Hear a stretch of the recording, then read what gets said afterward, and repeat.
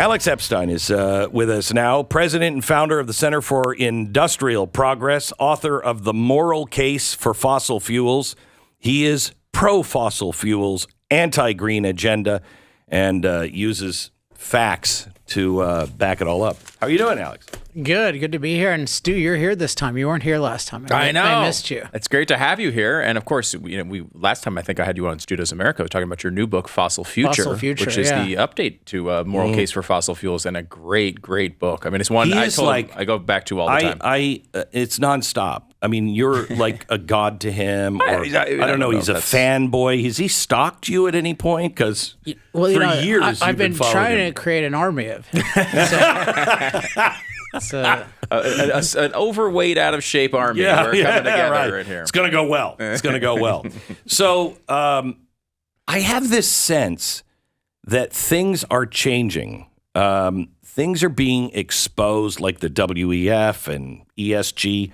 That's been exposed now. It's starting to be almost a joke.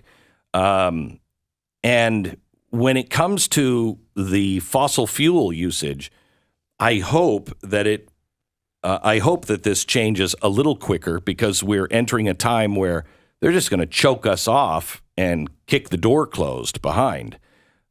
Are we making progress on this? I think so. I think there's enough encouraging signs that people should be even more motivated to fight. I think is it Fight Back Fridays? Is that what you call it? Yeah. So, I mean, my own experiences. So I got passionate about this issue in 2007. So almost 16 years ago now.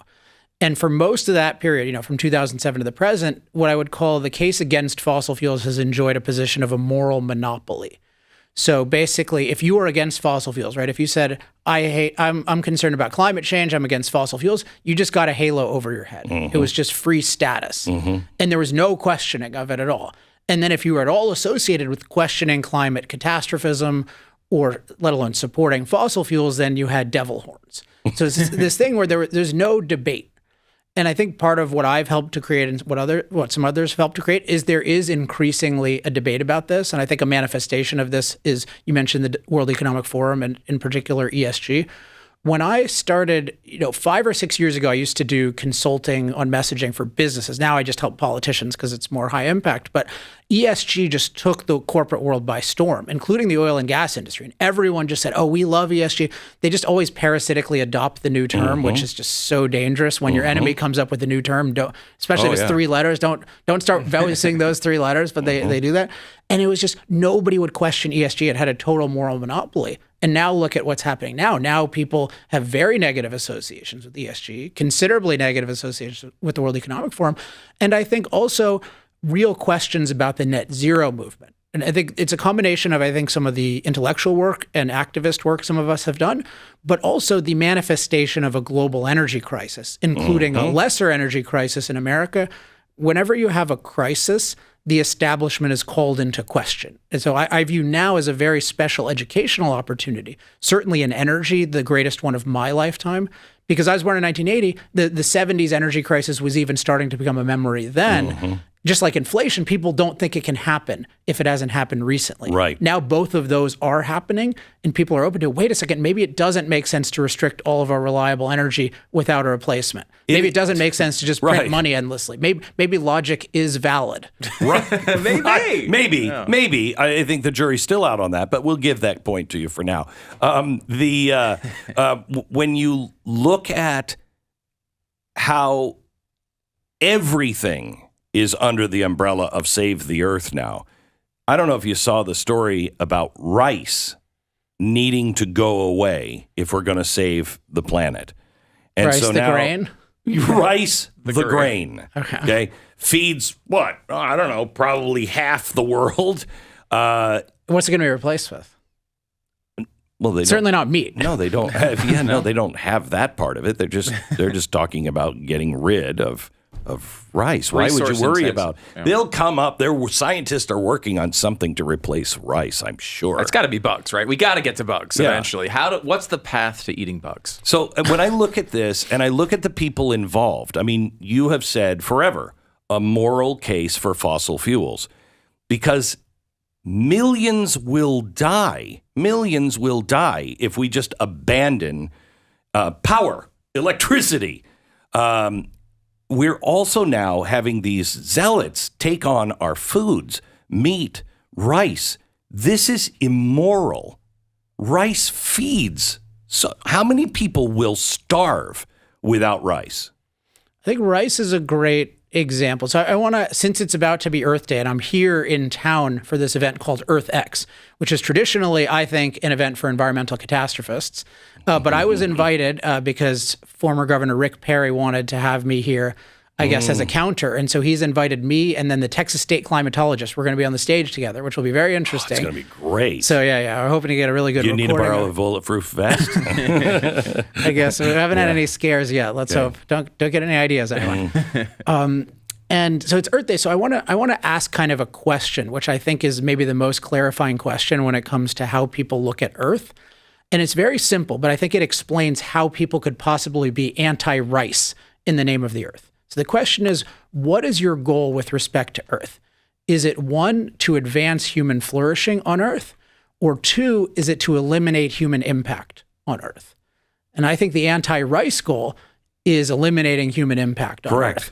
It's Malthusian. Because an Earth, from a human perspective, an Earth with rice is a better Earth. Right. And an Earth with fossil fuels is a better Earth. And so that's my perspective. I have a pro-human environmental philosophy, and I think that's the root of all of this. What is your stance on fossil fuels being fossil fuels, or just some natural thing that, apparently it's bubbling up from the ocean floor all the time. It's part of nature. Yeah, I think it's mostly, there's more of a question for gas, but I think it's mostly ancient biological matter. This stuff can naturally occur. You see that on Saturn, like hydrocarbons, which are, that's what fossil fuels are. They can naturally occur. But if you look at, and this is not my area of expertise, but if you look at how people explore for oil, like they're geologists who study the history of life.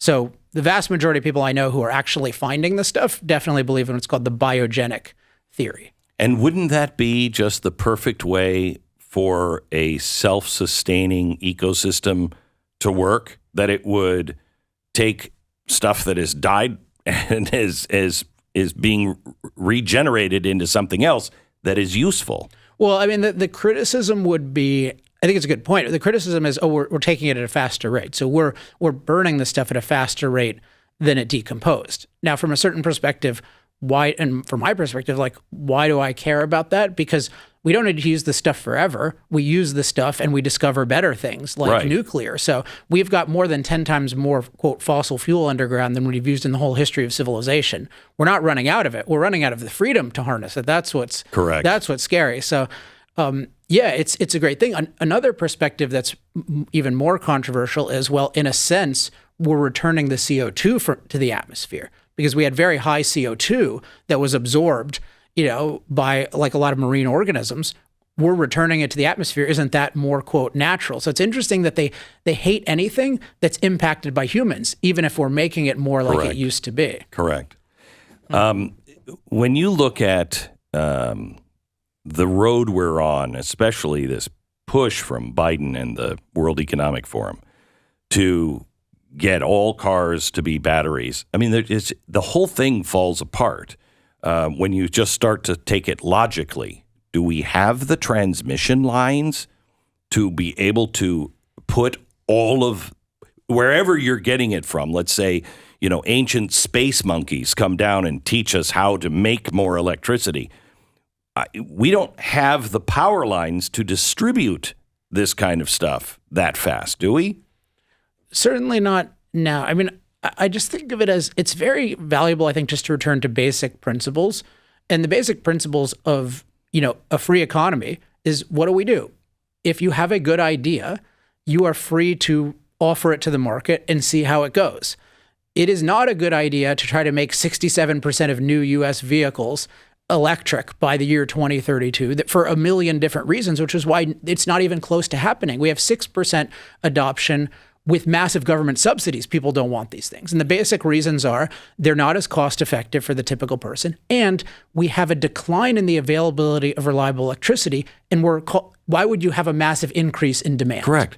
But you have car companies that are going out of the combustion engine. They're I mean, it's one of these situations where there's if everyone else is doing it, it can't be that bad. It's just people really think, oh, if the government is behind it, if Joe Biden's word is behind it, it must work. Like some politicians just think they're just magical. Like they can just say words and then those words will just come true. So they can just say, oh yeah, by 20, but look at Newsom, right? I mean, 5 days after he announced no more internal combustion engine vehicles in 2035, he had to tell us as residents of California, don't charge your EV. And by the way, don't use your air conditioning during a heat wave. This is with the few percent EV penetration. And they're talking about making it close to 100%. So what's happening is the worst crackpot ideas are being dictated. This is why we don't want anyone's ideas dictated, even smart people's. What's problem is these people aren't only dumb, but they're anti-human at the core. They're against energy, right? You see them being against rice. They're against, really what they're against is human impact. So it's the combination of the evil of government, quote, planning, which is just government dictating, combined with an anti-human motive. At least the communists had a semi-anti-human motive, had a semi-pro-human motive. But the Greens, their core motive is eliminating human impact from Earth. So you don't want people dictating you to hurt yourself. It really is fascinating. Now, they say, look, we've got they're saying it is a pro-human outlook. They're saying there's a catastrophe around the corner. We have to stop it. We have not been thinking about these things for too long, and now we have to do something about it. So, yeah, EVs might be more expensive, and they might have some costs up front, but that's why we need the government to step in and take the reins. I mean, there's a lot to take apart there, but let's just take the idea of, okay, we have a looming catastrophe. So I have a very simple rule that will rule out 85% of people's predictions, which is I only accept predictions about the future from people who accurately portray the present.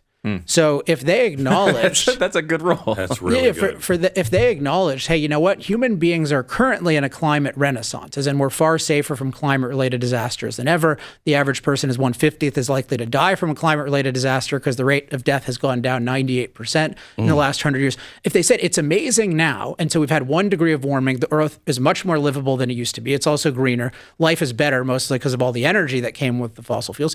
But there's a looming disaster for XYZ reason, I would listen. But they say, no, the climate is terrible today. It's never been worse. And then they give anecdotes of this person died, making you think that the death rate is higher. Why would I trust them to predict the future if they can't predict the present? Either, there's only 2 possibilities. Not of trusting them, but they're only doing it because 1, they are ignorant, or 2, they have a different goal. And this goes back to, is their goal to advance human flourishing on Earth, or is it to eliminate human impact on Earth? See, I think the elites have a very anti-human view. I mean, everything that is being done now across the board is to enslave or to kill humans. You know what I mean?